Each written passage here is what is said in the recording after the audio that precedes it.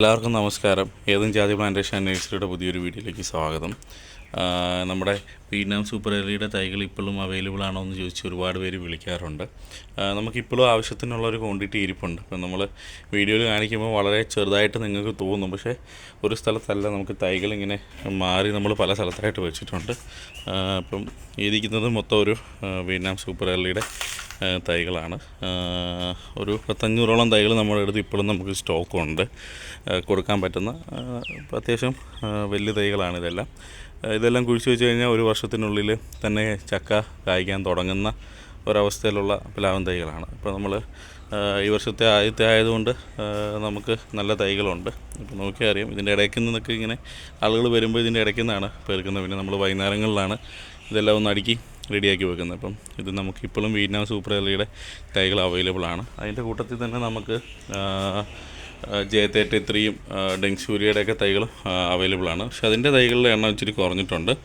അത്യാവശ്യക്കാർ ബൾക്കായിട്ട് എടുക്കാനായിട്ട് നമ്മുടെ കയ്യിൽ ഇപ്പം അവൈലബിൾ അല്ല. എന്നാലും നമുക്ക് J33 ഡെങ്സൂരിയും അതുപോലെ സിന്ദൂര വെറൈറ്റിയൊക്കെയുള്ള പ്ലാവൻ തൈകളും ഇപ്പോൾ അവൈലബിളാണ്. നമ്മൾ പ്രധാനമായിട്ട് ചെയ്യുന്ന നമ്മുടെ ഏതൻ സെലക്ഷൻ ജാതിത്തൈ തന്നെയാണ്.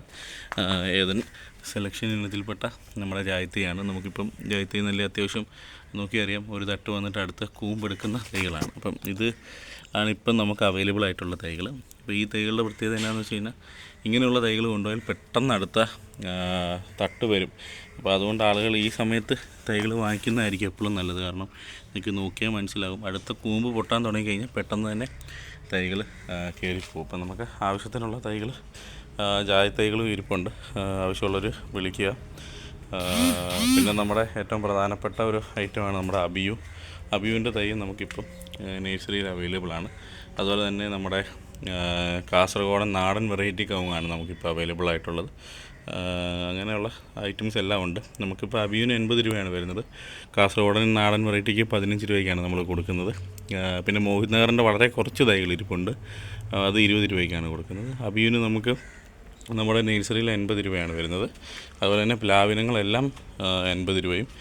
വിയറ്റ്നാം സൂപ്പർ എർലി നമുക്കിപ്പം 80 രൂപയാണ്. അതുപോലെ തന്നെ നമ്മുടെ ജാതിത്തൈ 350 രൂപയാണ്. ബഡ് ചെയ്ത ഏതൻ സെലക്ഷൻ ഇനത്തിൽപ്പെട്ട ജാതിത്തൈ 350 രൂപയാണ്. നമ്മൾ നഴ്സറി പല ഭാഗത്തായിട്ടാണ് തൈകൾ ഇരിക്കുന്നത്. അപ്പം ഒരുമിച്ച് ഒരു ക്വാണ്ടിറ്റി ചിലപ്പം നോക്കുമ്പം പെട്ടെന്ന് കാണുന്നില്ലെന്ന് വരും, പക്ഷേ നമുക്ക് തൈകൾ ആവശ്യത്തിനുണ്ട്. അതുപോലെ തന്നെ നമുക്ക് മാംഗോസ്റ്റിനുണ്ട്. മാംഗോസ്റ്റിന് ഒരു സ്ട്രിപ്പായ തൈകൾ 150 രൂപയ്ക്ക് ഇവിടെ അവൈലബിളാണ്. അതും വളരെ കുറച്ച് മാത്രമേ നമ്മുടെ ക്വാണ്ടിറ്റി ഉള്ളൂ. പിന്നെ നമുക്ക് നാടൻ ജാതിത്തൈകളുണ്ട്. ബഡ് ചെയ്യാൻ ആവശ്യമായിട്ടുള്ള നാടൻ ജാതിത്തൈയുണ്ട്. അതിന് 22 രൂപയാണ് ഇവിടുത്തെ വില. ആവശ്യമുള്ളവർ കോൺടാക്ട് ചെയ്താൽ ഇപ്പോഴും നമ്മുടെ അടുത്ത് തൈകൾ അവൈലബിളാണ്. വിയറ്റ്നാം സൂപ്പർ എർലിയൊക്കെ ചോദിച്ച് ഒത്തിരി പേര് വിളിക്കുന്നുണ്ട്. പിന്നെ നമുക്ക് കൊറിയറില്ല, നമ്മൾ കൊറിയറായിട്ട് നമ്മൾ ചെയ്യുന്നില്ല. കാരണം കൊറിയർ ചെയ്യുന്നത് നമുക്ക് വളരെ റിസ്ക് കൂടിയൊരു ഇതാണ് കൊറിയർ ചെയ്യുക എന്ന് പറഞ്ഞാൽ. അതുപോലെ തന്നെ ഡാമേജ് വരാനുള്ള സാധ്യതകളും കൂടുതലാണ്. പിന്നെ കൊറിയർ ചാർജ് ഉൾപ്പെടെയൊക്കെ ഇത് ചാർജ് ചെയ്ത് നിങ്ങളുടെ കയ്യിൽ വരുമ്പോഴത്തേക്കിന് 10-200 രൂപയോളമൊക്കെ ചിലവ് വരും. അതുകൊണ്ട് നമ്മളത് ചെയ്യുന്നില്ല. കാരണം ഡാമേജ് വന്നു കഴിഞ്ഞാൽ നമുക്കിത് റീപ്ലേസ് ചെയ്യാനായിട്ടുള്ള ഒരു പ്രോഫിറ്റുള്ള ഒരു റേറ്റ് അല്ല നമ്മുടെ റേറ്റ്. അപ്പം നമുക്ക് ഒന്നും കൂടെ ഒരു തൈ ഡാമേജ് ആയാൽ തിരിച്ചയച്ചു കൊടുക്കാനുള്ള ഉള്ള റേറ്റ് ഇതിന് വരുന്നില്ല. അപ്പോൾ നമുക്ക് അതുകൊണ്ടാണ് നമ്മളത് ചെയ്യാത്തത്. പിന്നെ ഡാമേജസ് കൂടുതൽ വരാനുള്ള സാധ്യതയുണ്ട്. അതുകൊണ്ട് നമ്മൾ കൊറിയർ ചെയ്യുന്നില്ല, ദയവായിട്ട് ക്ഷമിക്കുക. എന്നാൽ നമുക്ക് തൈകൾ കൂടുതലുണ്ടെങ്കിൽ നമ്മൾ പല സ്ഥലങ്ങളിലും ഡെലിവറി ചെയ്യുന്നുണ്ട്. എങ്ങനെയാണെന്ന് വെച്ച് കഴിഞ്ഞാൽ 100-200 തൈകളുള്ളവർക്കെല്ലാം നമ്മൾ ഇവിടുന്ന് തന്നെ തൈകൾ എത്തിച്ച് കൊടുക്കും. നമ്മളൊന്ന് വിളിച്ച് പറഞ്ഞു കഴിഞ്ഞാൽ നമ്മൾ ഈ ഇതിലേറ്റവും നല്ല തൈകൾ തന്നെയായിരിക്കും നമ്മൾ എടുത്ത് നിങ്ങളുടെ സ്ഥലത്ത് നമ്മൾ എത്തിച്ചു തരും. അതൊരു ക്വാണ്ടിറ്റി ഉണ്ട്, ഒരു ബൾക്ക് ക്വാണ്ടിറ്റി നമുക്ക് കൊണ്ടുവരാൻ പറ്റുന്നത്രയും ക്വാണ്ടിറ്റി, ഒരു വണ്ടിക്കുള്ള ക്വാണ്ടിറ്റിയൊക്കെ ഉണ്ടെങ്കിൽ നമ്മൾ കൊണ്ടുതരും. ജാതിയൊക്കെ ആണെങ്കിൽ ഒരു 30 ജാതി തൊട്ട് നമ്മൾ ഡെലിവറി ചെയ്യും. 25-30 ജാതി തൊട്ട് ഉണ്ടെങ്കിൽ നമ്മൾ നമ്മുടെ വണ്ടിയിൽ തന്നെ ഡെലിവറി ചെയ്യും. ഇപ്പം ഡെലിവറി സൗകര്യമുണ്ട്, പക്ഷെ നമ്മൾ കൊറിയർ ചെയ്യുന്നില്ല. കൊറിയർ ചെയ്യാത്തതിൻ്റെ കാര്യം ഇതാണ്, ഡാമേജ് ഉണ്ടാകാനുള്ള സാധ്യതയുണ്ട്. പിന്നെ അതുപോലെ തന്നെ നമുക്ക് റീപ്ലേസ് ചെയ്ത് കൊടുക്കാനുള്ള സാധ്യതയില്ല. അപ്പോൾ അതുകൊണ്ട് നമ്മൾ കൊറിയർ ഇതുവരെ ചെയ്തിട്ടില്ല. അപ്പം ഇനിയും ചെയ്യുന്നുമില്ല. കാരണം അത് ഹെവി റിസ്ക് ആയതുകൊണ്ടാണ്. ഡാമേജ് വരാനുള്ള സാധ്യത കൂടുതലാണ്. അതുതന്നെയല്ല, അങ്ങനെ കൊറിയർ ചെയ്യുമ്പോഴത്തേക്കിനും നിങ്ങൾക്കൊരു വലിയ ബെനിഫിറ്റ് ഉണ്ടെന്ന് ഞങ്ങൾക്കും തോന്നുന്നില്ല. കാരണം 200 രൂപയൊക്കെ കൊടുത്താൽ എല്ലാ നഴ്സറികളിലും വിയറ്റ്നാം സൂപ്പർ എർലിയുടെ തൈകളൊക്കെ അവൈലബിൾ ആണ്. അപ്പം നിങ്ങളുടെ അടുത്തുള്ള നഴ്സറിയിൽ നിന്ന് തന്നെ അത് കളക്ട് ചെയ്യുന്നതായിരിക്കും നല്ലത്. ഈ കൊറിയർ നമ്മൾ ചെയ്ത് വരുന്നതിനേക്കാളും നമുക്ക് ക്വാളിറ്റിയോടെ എത്തിക്കണമെങ്കിൽ ഡെലിവറി സൗകര്യം നമുക്ക് അവൈലബിൾ ആണ്. ജാതി ആണെങ്കിലും എന്ത് ഇതാണെങ്കിലും ഒരു ക്വാണ്ടിറ്റി ഉണ്ടെങ്കിൽ നമ്മൾ ആ സാധനം അവിടെ എത്തിച്ചു തരുന്നതായിരിക്കും. അത് ഏകദേശം ഒരു 10,000 രൂപയിൽ കൂടുതലുള്ള പർച്ചേസൊക്കെ ഉണ്ടെങ്കിൽ നമ്മളത് ഡെലിവറി ചെയ്യുന്നതായിരിക്കും. അതിൽ കുറഞ്ഞുള്ളതാണെങ്കിലാണ് നമ്മൾ ഡെലിവറി ചെയ്യാത്തത്.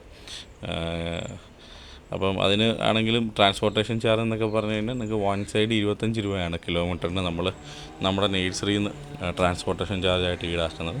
അതായത് നമ്മുടെ നഴ്സറിയിൽ നിന്ന് നിങ്ങളുടെ സ്ഥലത്തോട്ട് 100 കിലോമീറ്റർ ഉണ്ടെങ്കിൽ 2,500 രൂപയോളം വരും. അതാണ് നമ്മുടെ ഡെലിവറി ചാർജ്. റിട്ടേൺ കൂടി കൂട്ടിയുള്ള ചാർജാണ്. അപ്പം ഇവിടുന്ന് അവിടെ എത്ര കിലോമീറ്റർ ഉണ്ടോ അതിന് 25 രൂപ വെച്ചിട്ടാണ് നമ്മുടെ ഡെലിവറി ചാർജ്. അത് ഓട്ടോ കൂലിയേക്കാളും കുറവാണ് ആ ഡെലിവറി. നമ്മൾ ഏറ്റവും മിനിമമായിട്ടുള്ള ഒരു ഡെലിവറി ചാർജ് ആയിട്ടാണ് അതും ചെയ്യുന്നത്. അപ്പം അങ്ങനെ എടുക്കാം. പിന്നെ ആവശ്യമുള്ളവർ നേരിട്ട് വന്ന് നമ്മുടെ അടുത്തുനിന്ന് കളക്ട് ചെയ്യുന്നതാണ് ഏറ്റവും നല്ലത്. കാരണം നിങ്ങൾ വന്ന് നോക്കി സംതൃപ്തി ഉണ്ടെങ്കിൽ മാത്രം എടുത്താൽ മതിയല്ലോ. അപ്പം അങ്ങനെയുള്ളവർ നേരിട്ട് വന്ന് എടുക്കുന്നത് ഒരു നല്ല കാര്യമായിരിക്കും. അപ്പം നോക്കിയാൽ അറിയാം. ഇപ്പം നമ്മുടെ ഏതൻ സെലക്ഷൻ്റെ തൈകളാണ് ഇതൊക്കെ. രണ്ടാമത്തെ തട്ടിലോട്ട് ഇങ്ങനെ കൂമ്പെടുക്കുന്ന തൈകളാണ്. അപ്പോൾ ഇങ്ങനെയുള്ള തൈകളൊക്കെ നമുക്കിപ്പം നഴ്സറിയിൽ അവൈലബിൾ ആണ്. കാരണം ഇത് സീസൺ തുടങ്ങുന്നതുകൊണ്ട് ആണ് ഇങ്ങനെയുള്ള തൈകൾ വരുന്നത്. സാധാരണ നമുക്ക് ഇതുപോലെ തൈകൾ ഇത്രയും പോലുമുള്ള തൈകൾ ഇവിടുന്ന് അപൂർവമായിട്ടാണ് നമുക്ക് സെയിൽ ചെയ്യാൻ പറ്റിയിട്ടുള്ളത്.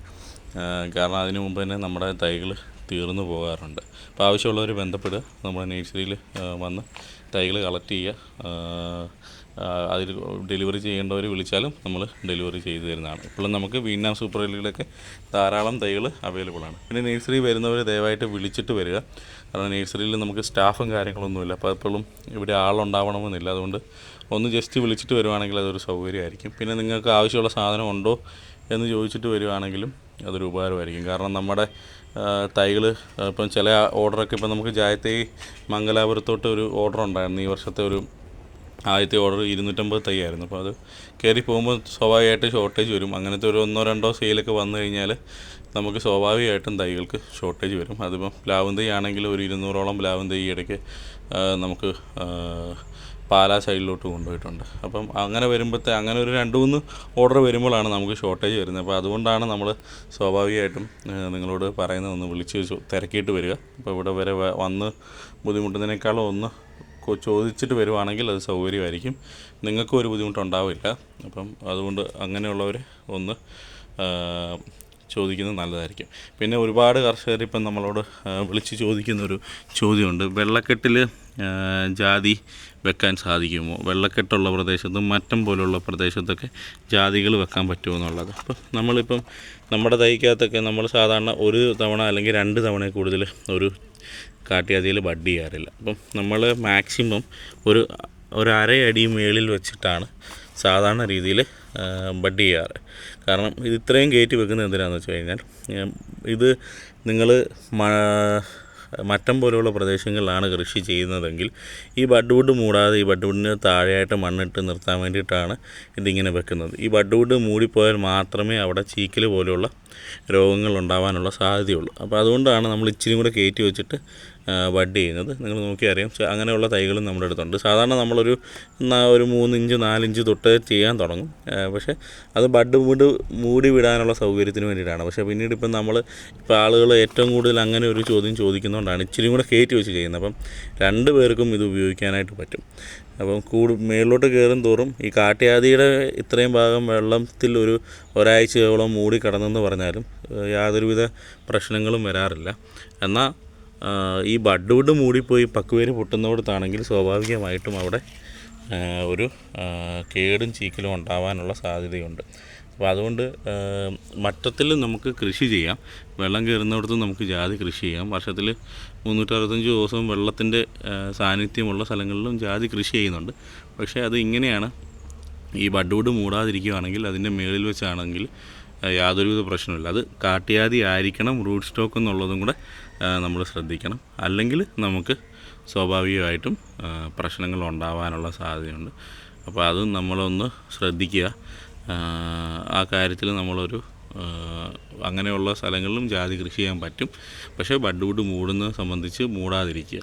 ബഡ്വുഡ് മൂടുന്നത് എന്തിനാണെന്ന് വെച്ച് കഴിഞ്ഞാൽ നന്നായിട്ട് ഈൽഡ് കിട്ടാനും ഗ്രോത്ത് ഉണ്ടാവാനും ഈ ബഡ്വുഡ് മൂടിക്കഴിയുമ്പോഴുള്ള പക്കുവേരിന്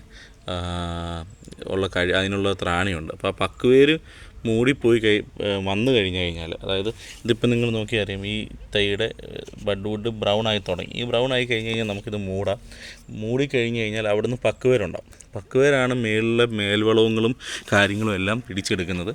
അത് മേൽവളങ്ങൾ പിടിച്ചെടുക്കുകയും അതുപോലെ തന്നെ അവിടെ നിന്നുള്ള ഗ്രോത്ത് ഭയങ്കര ഡിഫറൻസ് ഉണ്ടാകും. അപ്പം അതുപോലെ കായ്കളുടെ എണ്ണവും പിടുത്തവും കൂടും. അപ്പം ഗ്രോത്തും കായ്പിടുത്തവും കൂടണമെങ്കിൽ ബഡ്വുഡ് ശരിക്കും മൂടി വിടുകയും ചെയ്യണം. എന്നാൽ മറ്റു പ്രദേശങ്ങളിൽ ചെയ്യുമ്പോൾ ഇച്ചിരി ഈൽഡിന് കുറവുണ്ടാകും എന്നുള്ളത് സത്യമാണ്. എന്നാലും നമുക്ക് കൃഷി ചെയ്യാം.